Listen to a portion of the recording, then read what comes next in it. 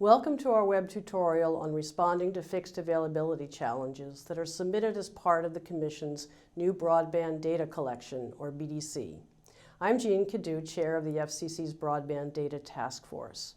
Over the past few months, the FCC has collected information from Internet service providers across the country on locations where their broadband service is available. Now that we have released maps rendering that data, individual members of the public and third-party stakeholders, such as state and tribal governments, can challenge the availability data at particular locations. We're making this online tutorial available to assist fixed broadband service providers who need to respond to such individual and bulk challenges. We hope that it's helpful. Additional resources are available at www.fcc.gov/broadbanddata under the Resources and Education headings. You can also submit questions to our Help Center at that website, which, again, is www.fcc.gov/broadbanddata. Thank you again for taking time to watch this tutorial and for your effort to help us improve the maps. I will turn it over now to Karen Sprung, Counsel to the Task Force, who will take you through the tutorial. In this portion of the webinar, I will discuss the timelines for responding to challenges, as well as issues that can come up as you navigate the process. The process formally begins when a fixed availability challenge, either an individual challenge for a single location, usually submitted by a consumer, or a bulk challenge covering multiple locations, is filed against a provider's report of service availability at one or more locations. Individual challengers may choose from one of the following bases for their challenge. Provider failed to schedule a service installation within 10 business days of challenger's request. Provider did not install the service within 10 business days of a request. Provider requested more than the standard installation fee to connect the location. Provider denied the request for service. Provider does not offer the reported technology at the location.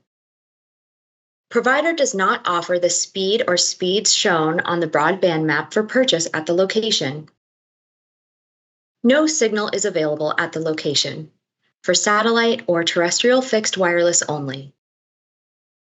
New, non-standard equipment is required to connect this location, for satellite or fixed wireless only. Bulk challengers can submit challenges based on these methodologies. Knowledge of infrastructure. Challengers dispute availability or other reported data, for example, speed or transmission technology, based on first-hand awareness of provider's network infrastructure. Information collected from individual consumers. Challengers aggregate information from individuals about their locations, which must be based on one of the categories I described for individual challenges. Other. Challengers submit information that doesn't fall within the scope of the prior two methodologies.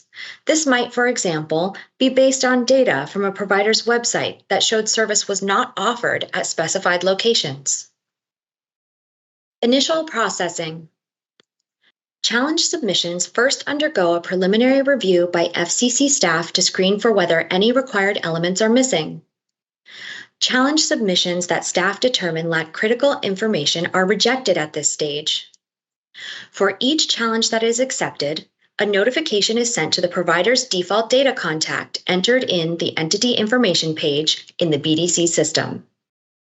The notification will come as an email from Broadband Map Notifications at fcc.gov. The BDC data contact should take steps to ensure that transmissions from this email address will not be impeded by spam filters or other features of their networks. The BDC data contact should also ensure that the notification will be promptly routed to whoever in your organization will be responsible for responding to challenges, if that isn't the BDC data contact.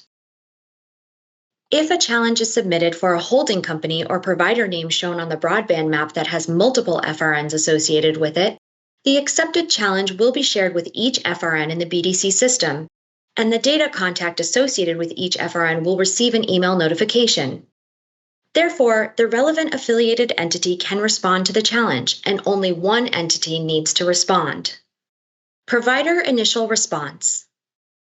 Providers have 60 days from the notification of a challenge to submit a response in the BDC system. This is the maximum period for responding, and we strongly encourage providers to respond more quickly if possible, particularly for challenges that they concede or that present relatively straightforward scenarios. In responding, providers may either concede the challenge or dispute the challenge allegations.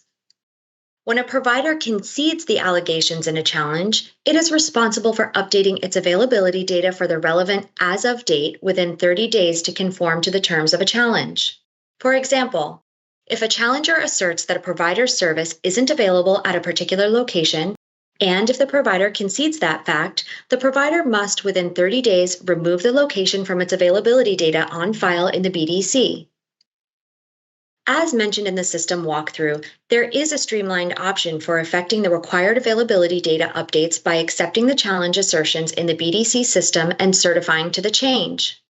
This obviates the need to do a full refile of the provider data in the BDC system, and we encourage you to use this option to the extent that you're able to. If a provider disputes the allegation or allegations raised by the challenger, the provider must provide evidence in the BDC system and to the challenger that the provider makes service available and is willing to serve the challenged location, or otherwise counters the challenger's assertions. For example, providing evidence that the location has access to service that uses the technology reported in the BDC, if the challenge is based on the type of technology reported. This step is a provider's sole opportunity to submit evidence that the Commission will rely on to determine the outcome of the challenge, if the challenge isn't resolved between the two parties. Accordingly, providers should be as thorough as possible in submitting evidence at this step. Providers have latitude in how they respond to challenges. We expect their responses to vary depending on what a challenger submits with its challenge and how providers manage information about how they provision service, as well as other factors. While each challenge must be assessed on the evidence submitted by the parties, we anticipate that following some general principles will increase the effectiveness of this process. Address each material element of a challenge directly, clearly, and with fact-based evidence. For example, if a challenger asserts that service using the reported technology is not available at the location, the response should specifically demonstrate that the disputed technology is available there. Provide documentation to support factual assertions, preferably documentation created extemporaneously with the events described therein.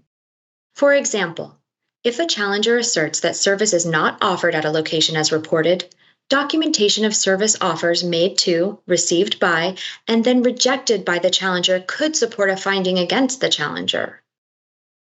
If you are submitting diagrams, maps, photos, or other visual representations of an area, you should include legends, labels, or other explanatory information so that the challenger and Commission staff can readily understand what they represent and how they are relevant to your response.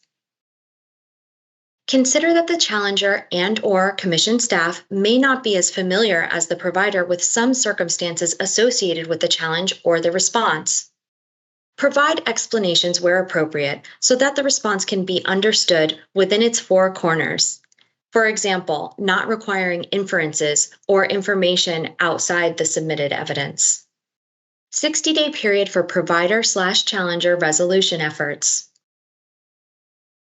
Once a provider indicates in the BDC system that it is disputing a challenge, the provider and the challenger have 60 days to attempt to resolve the challenge.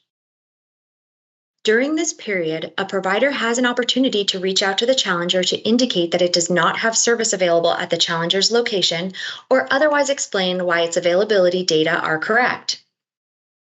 We therefore expect that providers will initiate and, if appropriate, maintain a dialogue with the challenger using the point of contact listed with the challenge and shown in the BDC system.